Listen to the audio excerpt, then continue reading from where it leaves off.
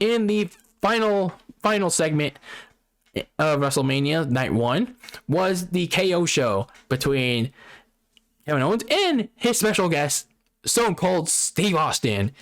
Yes, Kevin Owens wanted to have the biggest KO show ever at WrestleMania in the state of Texas. And of course, you can't have a KO show without calling out the biggest rattlesnakes in the history of WWE, Stone Cold Steve Austin, pal.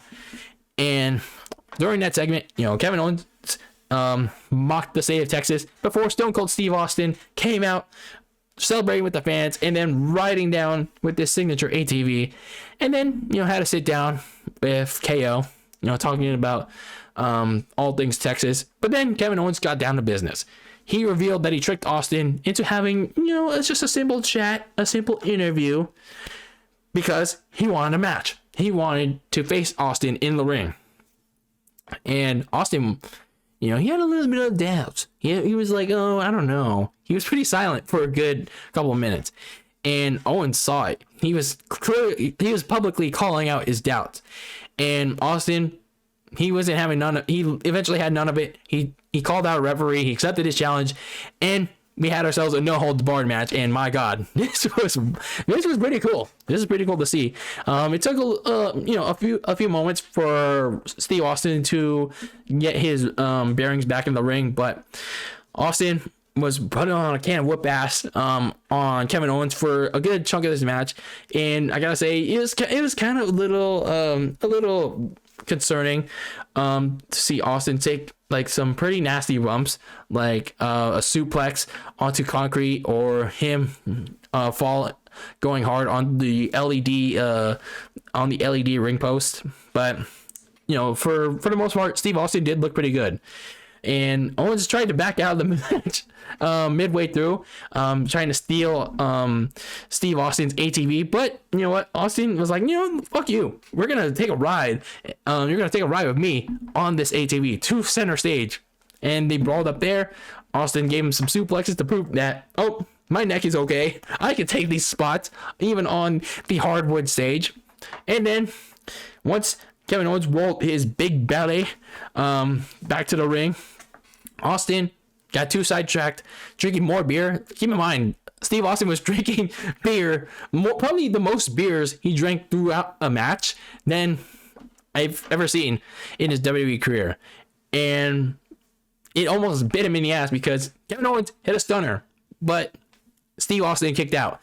You can't keep a rattlesnake down that easily, Kevin Owens. You ain't no Steve Austin. So Kevin Owens grabbed a chair. Austin ducked out of the way, and Kevin Owens hit himself off the deflection, and Steve Austin hit the Stone Cold Stunner for the victory. And that was pretty cool. That was pretty cool to see Austin for at least one night wrestle one more time, even if it was a no holds barred match. But that's Austin's style. That brawling style that he loves to do, putting on a can of whoop ass on his opponents, and deservedly so on Kevin Owens. And then to end the show, he brought in Byron Saxton yet again to drink some beer, and then once again Byron Saxton got a stunner. So then you get my personal hyped match of the night, the match I was most looking forward to, and that was Pat McAfee versus Austin Theory.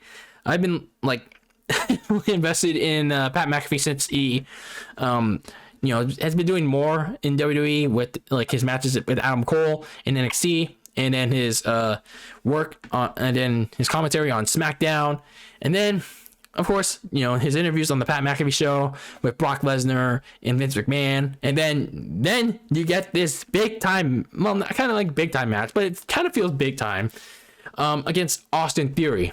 I mean, Austin Theory is kind of like he's like a middling mid-card jobber, but for this match, it kind of felt big.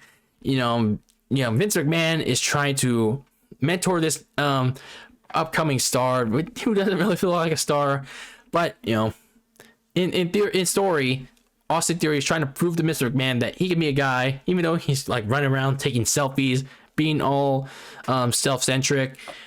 And Pat McAfee is just trying, like he's trying to live out his dream. He's trying to accomplish his goals after, you know, retiring from the NFL after a short career with the Indianapolis Colts.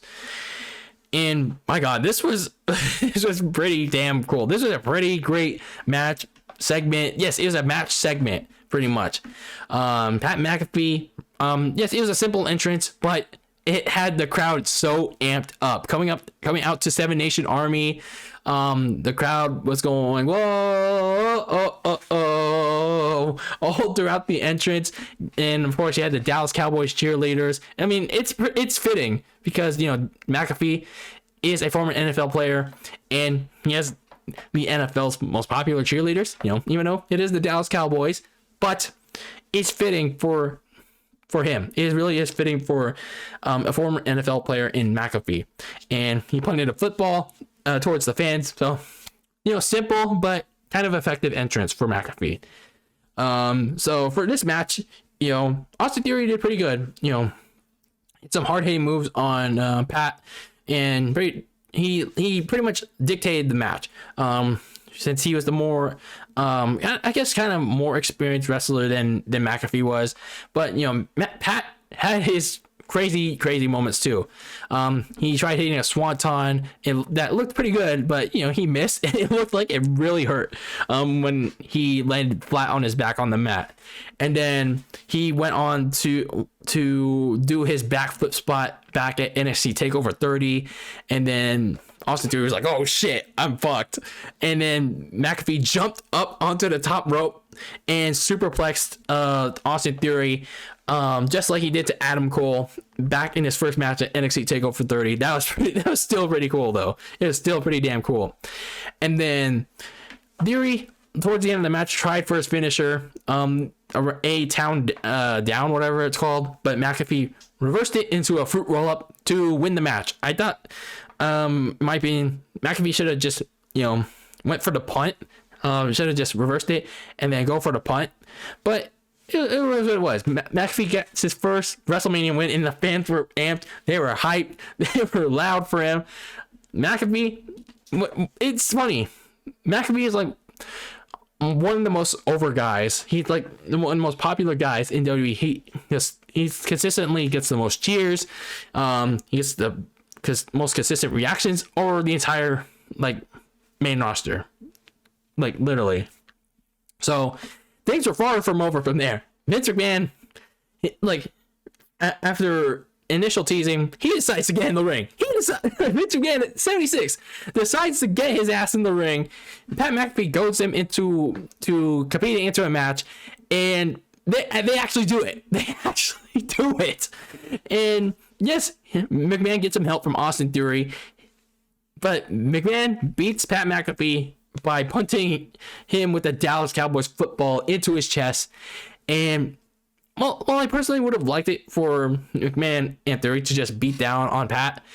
Things were still not over. No, it was still pretty good, but still things were not over yet, because McAfee was, you know, recovering. Austin Theory and Vince McMahon were celebrating, like, yeah, pal, we did it. We're standing on top. But then the glass shatters yet again, and here comes Stone Cold Steve Austin to save the day, just like he did back in the Attitude Era. And it's another chapter written in the Austin McMahon rivalry, just like in the good old times. And just like in the good old times, Austin and Vince shared a beer before, Steve Austin gave Vince a pretty bad stunner. It was honestly not that great, but still, it's still pretty cool to see Austin give Vince another stunner for his wrongdoings. And Austin Theory got a stunner as well. Austin gave Austin a stunner, and Theory, of course, sold it like a fish. Pretty funny. And then Steve Austin invited Pat McAfee to get in the ring to celebrate and drink some beers with him, but you can't do that. You can't trust the rattlesnake, man. He got a stunner as well. And this is funny too. Like, Steve Austin was celebrating, and then the cameras cut to McAfee still drinking beers. Still drinking beers on the floor. Even though he was, like, kind of like stunned out of his mind from that stunner. Still drinking beers like a madman. Pretty cool. Pretty damn cool. So this is my match of the night. Personally, this is my match of the night. One of the wildest shit that I could imagine. It was like the most one of the most unexpected things that I saw at WrestleMania, aside from all the other unexpected moments. But what I liked about this the most from WrestleMania weekend was how the crowd was red hot all throughout for Pat McAfee, and how people were just not cheering, booing for Austin Theory, and Theory ate it up. He wanted them to keep booing him. Both of these men did pretty damn good. And in his first real test for Pat McAfee, passed it. Now, yes, Pat McAfee did compete, had tests with his other two WWE matches, but it was in NXT against Adam Cole. This was his first real test in a WWE match, in a main roster match against literally your boss right in front of you. So this was big for him, and this was on the biggest stage in technically what was a Super Bowl, another Super Bowl for him. He competed in Super Bowl 44 as a puncher for the New Orleans Saints, and here he is, literally several years later, a decade later, in another Super Bowl in WrestleMania, competing against Austin Theory. Pretty damn crazy. Passed it with flying colors. Now, again, I would have preferred, Austin saving McAfee from a McMahon and Theory beatdown after McAfee's original match with Austin Theory, rather than us getting an impromptu McAfee match. But still, pretty fun to see Vince get in the ring and just beat Pat McAfee down like some asshole. So overall, pretty fun segment. This was the match for WrestleMania for me, just because how entertaining this was. How like a good, well, not just a good callback to Austin versus McMahon, but it just made Pat McAfee a even bigger star than he is.